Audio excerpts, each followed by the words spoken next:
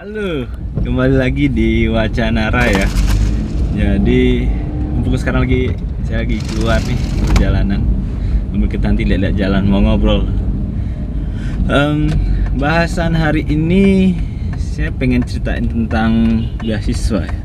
Mungkin sebenarnya sudah cukup banyak yang bahas itu beasiswa LPDP. In case masih ada yang belum tahu apa itu beasiswa LPDP. Jadi beasiswa LPDP itu panjangannya Lembaga Pengelola Dana Pendidikan. Sebenarnya nama beasiswanya itu BPI, bukan LPDP. Biaya Pendidikan Indonesia kalau nggak salah ya. Nah, jadi LPDP sudah resmi keluar lagi dan batch satunya sedang proses berjalan ya, pendaftaran Mei Juni kemarin, jadi 1 bulan kemarin, dan sebetulnya sekarang sudah masuk seleksi substantifnya ya. Nah, kebetulan saya juga dulu penerima beasiswa LPDP di Imperial College London di Inggris selama setahun, kuliah S2 tentang teknologi lingkungan di sana ya.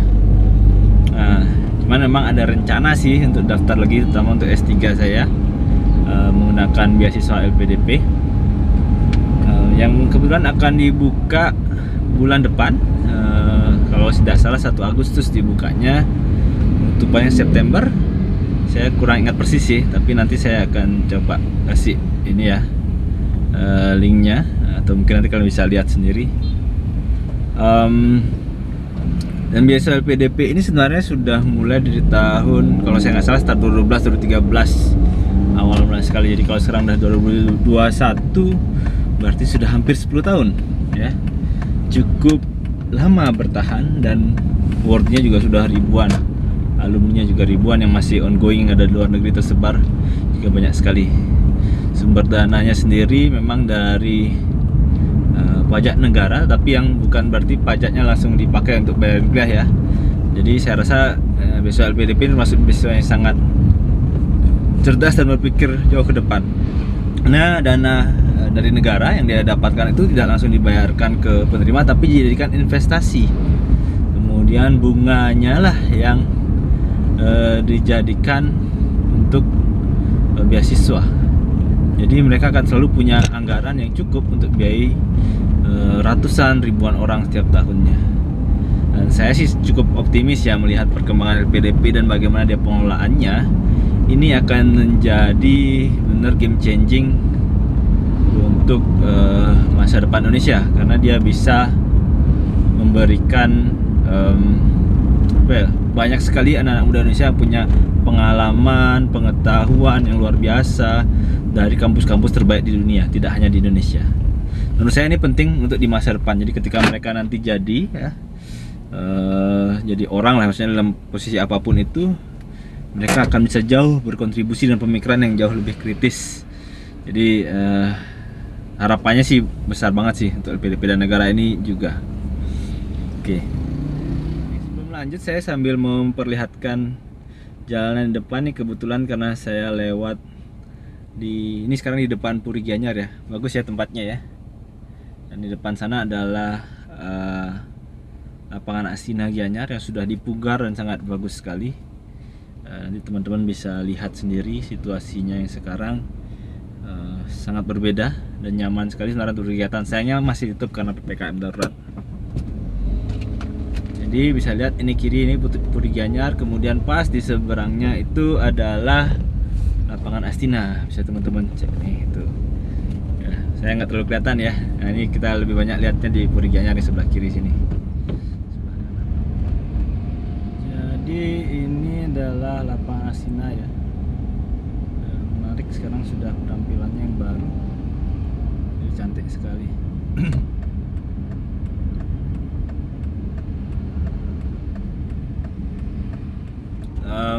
Nah, kita kembali lanjut ngobrol tentang beasiswa LPDP. Jadi saking besarnya dan generousnya LPDP, jadi sebenarnya kalau bilang besar banget sih enggak ya pendanaan kalau kita dapat beasiswa LPDP ya. Tapi kalau ketika saya compare dengan beasiswa lain, termasuk yang dari negara tujuan kita, sering sekali hasilnya bahwa beasiswa LPDP itu lebih generous loh. Jadi uang bulanan yang dikasih lebih oke, kemudian on time dan segala macam. Jadi ini benar-benar merubah situasi banget. Nah, tetapi meskipun ada begitu banyak yang mendaftar, dan itu banyak yang bahas ya bagaimana cara dapat LPDP, cara yang mendaftar dan segala macam. Jadi hari ini sih saya pengen ngobrol adalah alasan kenapa kamu sebaiknya tidak mendaftar beasiswa LPDP. Oke. Jadi alasannya pertama simpel, satu, yang saya sarankan untuk tidak mendaftar LPDP adalah ketika kamu belum siap.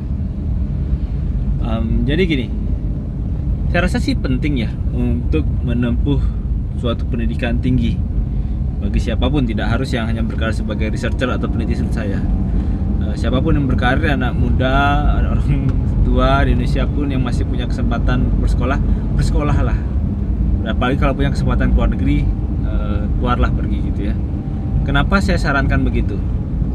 Sederhananya karena ketika kita menempuh pendidikan tinggi, apalagi kalau keluar negeri ya, kita tidak hanya perihal belajar dan mendapatkan degree atau ini ya status gitu ya, tetapi bagaimana kita bisa mendapatkan pengalaman hidupnya, how to survive di luar sana dengan berbagai perbedaan culture dan budaya, dan itu membuat kita semakin kaya dalam pemikiran dan juga mental kita. Efeknya apa? Efeknya kita akan lebih memahami situasi ini lebih kompleks. Jadi kedepannya ketika teman-teman dalam posisi apapun bekerja, jadi pemimpin atau apapun, teman-teman punya mata yang lebih luas untuk melihat suatu permasalahan dan mencari solusinya. Jadi itu menurut saya kenapa kita penting sekali untuk punya experience, pengalaman untuk hidup di tempat lain apalagi di luar negeri. Bukan hanya sekedar berkunjung ya, tetapi benar-benar hidup di sana. Itu kenapa saya rasa penting untuk bisa menempuh pendidikan tinggi. Tetapi harus diingat ketika kita ingin keluar dari zona nyaman kita, terutama teman-teman yang nggak pernah punya pengalaman hidup di luar ya, sama sekali apalagi di luar negeri gitu, persiapan itu sangat penting. Dari persiapan yang sangat jelas seperti akademik ya, background, mungkin nilai harus sesuai, dan satu lagi adalah persiapan kemampuan bahasa Inggris. Saya rasa ini penting banget. Karena kalau kita lihat memang persyaratan LPDP ya, kalau master kalau nggak salah tuh 6,5 mintanya, kalau mau nyari PhD keluar negeri itu 7. Kelihatannya berat sih gitu ya bagi yang sudah pernah merasakan, terutama ya melakukan tes IELTS atau tes TOEFL. Tetapi itu penting banget. Karena saya merasakan dulu IELTS saya tuh 6,5, saya ke Inggris dan tiba-tiba saya merasa bodoh gitu. Karena ternyata level 6,5 itu belum ada apa-apanya. Saya banyak sekali nggak mengerti apa yang teman-teman saya ucapkan, bagaimana saya berinteraksi dengan teman-teman, dan it's not good news lah ya. Jadi persiapkan bahasa Inggris penting banget, wajib. Jadi jangan dianggap remeh lah. Persyaratan itu sebenarnya untuk kita sendiri. Dan yang kedua, persiapan yang paling penting tapi dianggap tidak penting yaitu mental.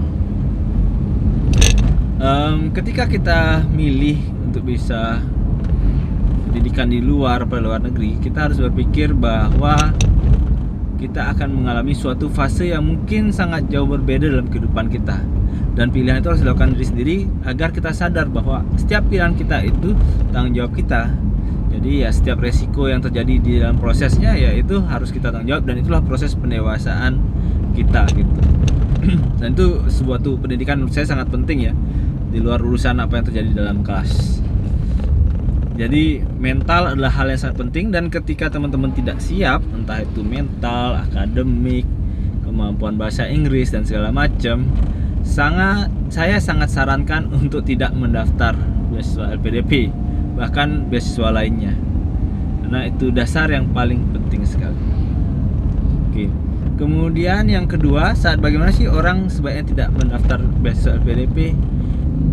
Menurut saya adalah ketika kamu sudah punya kemampuan untuk mengetahui peluang-peluang lainnya ya. Meskipun sebenarnya beasiswa LPDP sampai saat ini jumlahnya masih cukup besar menerima mahasiswa, membantu anak muda Indonesia, dan masih punya slot yang cukup besar juga untuk melakukan hal itu dalam jangka yang lebih panjang. Tapi sebenarnya banyak sekali peluang luar sana yang jauh lebih besar.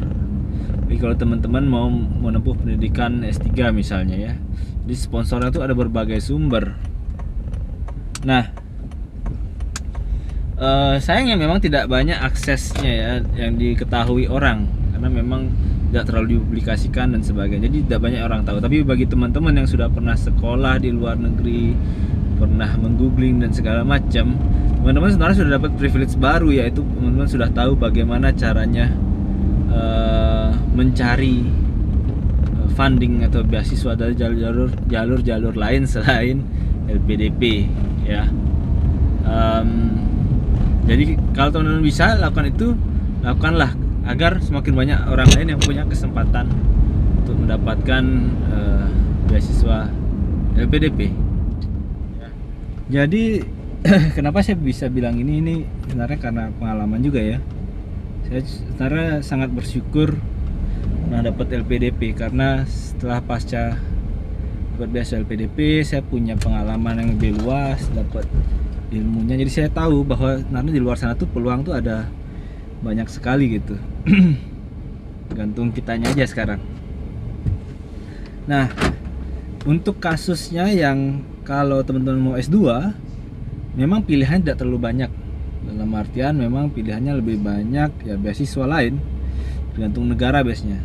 Meskipun sekarang sudah makin banyak ya. Kalau ke Jepang tentu sudah ada Monbusho, ke Australia ada AS, ke UK ada Chevening, ke Amerika ada USAID, bahkan ke beberapa negara-negara yang tidak terlalu populer, misalnya Turki itu punya beasiswa sendiri loh.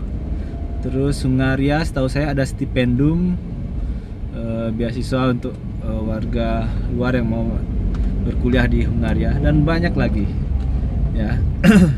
Nah, dalam kasusnya yang untuk S3, menurut saya pribadi sih, kalau lihat jumlah peluangnya lebih banyak lagi sebenarnya buat teman-teman. Kenapa saya bisa bilang gitu? Karena tentu ada peluang beasiswa LPDP satu, kemudian ada peluang beasiswa lain seperti yang tadi ya, seperti kalau kalian mau ngambil S2 ya, Chevening, USAID, AS dan segala macam. Nah, yang ketiga, bagi teman-teman yang mau S3 atau ngambil PhD atau ngambil doktor, itu kita bisa ambil peluang vacancy. Apa sih itu? Jadi gini, kita selama ini di Indonesia mungkin berpikir ya S3 ya sekolah, belajar seperti S1 atau S2. Nah, cuman di beberapa negara, atau tepatnya bisa bilang banyak negara Eropa terutama, mungkin juga beberapa Australia atau Amerika Utara ya, S3 itu ya bekerja ya. Jadi teman-teman sebenarnya S3 statusnya seperti bekerja, dalam artian adalah kalian digaji, dan digajinya layak, sangat layak sekali menurut saya, cukup besar. Dan kadang kalau kita compare dengan biaya beasiswa, gajinya jauh lebih besar. Nah, ini sebenarnya peluang yang bisa teman-teman ambil, meskipun ya peluangnya cukup banyak, karena teman-teman bisa search di setiap kampus itu ada banyak sekali position yang ditawarkan. Tapi tentu kompetitif sekali ya, karena kita harus berkompetisi dengan orang dari berbagai negara. Tapi kalau memang sudah bidangnya pas sih, ya rasa mudah untuk mendapatkannya. Nah, jadi peluang ini yang saya rasa belum banyak orang tahu, terutama bagi orang-orang yang tidak pernah punya pengalaman ya untuk dalam situasi-situasi seperti ini. Jadi kadang bukan alasan perihal malas dan tidak malas saja ya. Malas kan biasanya orang malas mencari tahu. Tapi dalam case ini tidak cukup perihal malas dan tidak malas, tapi juga masalah experience. Dan saya pun baru sebenarnya tahu tentang peluang-peluang seperti ini ya setelah saya pernah mengalami hidup di luar. Saya lihat bertemu banyak orang tentunya dari bidang pendidikan, dari departemen saya, bagaimana mereka bisa S3 dan segala macam. Saya cari tahu, saya googling ya berdasarkan pengalaman tersebut gitu. Nah, bagi teman-teman yang sudah pada level yang serupa dengan saya sangat sarankan sebenarnya ambillah peluang-peluang tersebut. Ya, saya sendiri sedang mencoba mencari nih hal yang serupa, usaha untuk daftar. Saya nggak tahu juga. Jadi Possibly saya juga masih mendaftar LPDP karena memang rezekinya belum tahu yang mana yang akan lebih berjodoh dengan saya. Tapi dalam case teman-teman punya peluang kesempatan untuk mengambil kegiatan mengambil pendidikan tinggi S2 S3 di luar dengan pendanaan dari luar, saya sangat sarankan maksimalkan kesempatan itu gitu ya. Jadi LPDP nantinya bisa lebih banyak bermanfaat untuk lebih banyak orang lagi. Saya sendiri juga berusaha, ingin sekali rasanya bisa bersekolah tanpa LPDP, bukan karena pengelolaan LPDP-nya tidak bagus. Saya rasa LPDP one of the best lah dalam pengelolaan biaya beasiswa ya. Kenapa ya tadi? Karena secara biayanya oke, lumayan lah hidup gitu ya. Kemudian mereka profesional, selalu berusaha tepat waktu dalam mentransfer dana dengan jumlah yang tepat gitu ya. Komunikasinya juga bagus meskipun mereka harus menghadapi ribuan orang ya setiap tahunnya. Jadi saya sendiri merasa one of the best. Tapi kalau saya punya kesempatan, saya pengen bisa LPDP agar lebih banyak orang lain yang bisa mendapatkan peluang bersekolah dengan beasiswa LPDP. Jadi gitu sih tentang cerita saya, kenapa menurut saya siapa yang sebaiknya tidak daftar ke LPDP ya. Saya berharap teman-teman bisa mengambil peluang untuk berkuliah, untuk mengambil pendidikan tinggi ini. Semoga Indonesia punya lebih banyak orang-orang hebat di bidangnya masing-masing yang bisa bareng-bareng ngembangin Indonesia. Karena percuma kalau cuma pinter sendiri, nggak ada yang bisa untuk bisa membantu negara ini jauh lebih maju kalau hanya ada 1-2 orang ya. Apalagi negara ini gede banget, ratusan juta hidup. Oke, itu saja, sampai jumpa, nanti kita ngobrol lagi.